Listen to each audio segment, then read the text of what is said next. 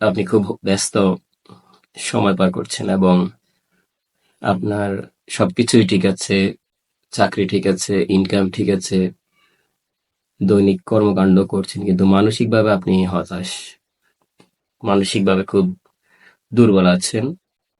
মনে হচ্ছে কোথাও কিছু একটা যেন কমতি আছে। এমনটা যদি মনে হয়, তাহলে আপনার করণীয় কি? বর্তমান এই যে মিডিয়ার যুগে মানুষ অনেক কিছু দেখে মানুষ হতাশ হয়।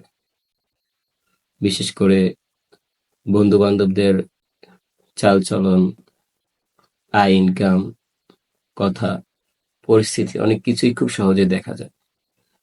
কেউ যদি বিদেশ থাকে, সে বিদেশে কষ্ট করে, সেই বিষয়টা সে অনলাইনে বলে না। সে তার অর্থনৈতিক ভালো দিকটা বলে। কেউ যদি ভালো একটা জব পায়, জবের কষ্টটা শেয়ার করে না। জব পেয়েছে সেটি বলে অনেক বড় একটা পোস্ট করে। আবার অনেকে নতুন বিয়ে করছে, সেই বিষয়গুলো মানুষকে খুব ভালোভাবে শেয়ার করে। আচ্ছা, এই সকল কিছুর পিছনে অনেক বড় একটা কষ্ট আছে। আপনি ভালো একটা চাকরি করেন, চাকরির পিছনে একটা বড় কষ্ট আছে। এরপরে আপনি অনেক বড় কোম্পানির মালিক, সেখানেও একটা পেইন আছে। তো মানুষ কিন্তু ভেতরের কষ্টটা কেউই শেয়ার করে না, শুধু সফলতা যেটা অর্জন করেছে সেটা শেয়ার করে।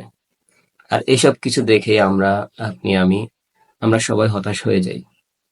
এখন তাহলে এই পরিস্থিতি কেটে ওঠার রাস্তাটা কি? আসলে সর্বপ্রথম দেখতে হবে আপনি কেন এই পরিস্থিতিতে পড়েছেন। আপনি পরিস্থিতিতে পড়ার সর্বপ্রথম কারণ হচ্ছে, সর্বপ্রথম কারণ যেটা, সেটা হচ্ছে দুনিয়া আপনাকে আসলে গ্রাস করে ফেলছে। আপনি কেবল দুনিয়ার সফলতা, দুনিয়ার অর্জন, দুনিয়ার সকল কিছু নিয়ে ব্যস্ত হয়ে পড়েছেন।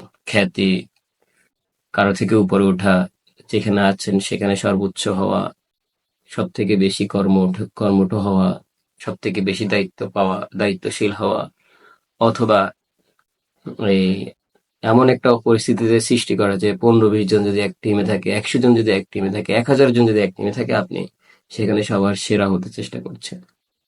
এগুলো আসলে দুনিয়াবি চিন্তাধারা, দুনিয়ার জন্য এগুলো হওয়া।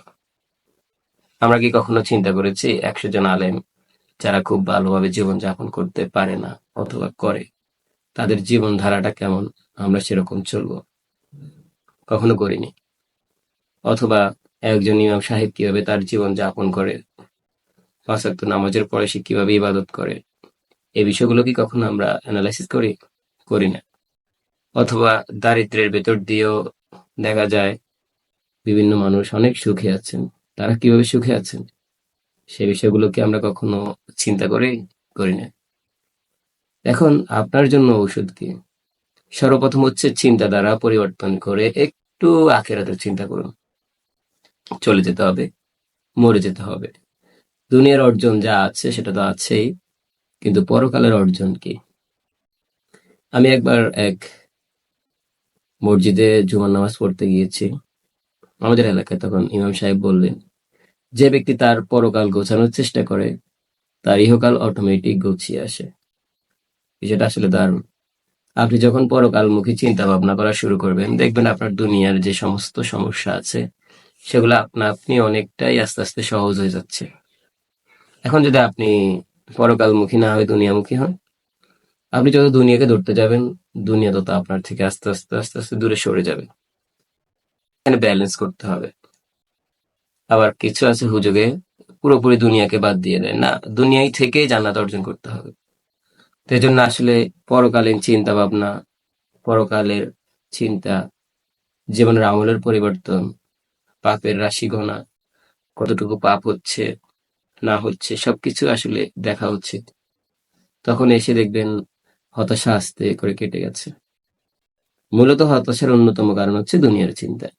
যার যত দুনিয়ার চিন্তা কম, তার জীবন হতাশাও তত কম। দুনিয়ার চিন্তা, পরিবারের চিন্তা, সকল চিন্তার ঊর্ধ্বে গিয়ে পরকালীন চিন্তাটা যদি 1 নম্বরে চলে আসে, 1 নম্বরে যদি চলে আসে, আপনার দুনিয়াবী চিন্তা কোন নাম্বারে গিয়ে পড়বে সেটা সমস্যাও জানে না, অর্থাৎ সমস্যা দূর হয়ে যাবে। তো সমস্যা দূর করার জন্য আপনার সর্বপ্রথম উচিত আপনার জীবনে যে বর্তমান অবস্থান আছে সেখানে আপনি আল্লাহমুখী কতটুকু সেটা অ্যানালাইসিস করা। যদি মনে হয় আপনি আল্লাহমুখীটা থেকে পিছিয়ে আছেন, এটাকে অনেক বেশি বাড়ান, অনেক বেশি অগ্রসর করুন। এখন এই মুহূর্ত থেকে নেমে পড়ুন। আল্লাহ যে কোনো মুহূর্তে মানুষকে ক্ষমা করে দেয়, শুধু ক্ষমা চাইতে হবে আল্লাহর কাছে।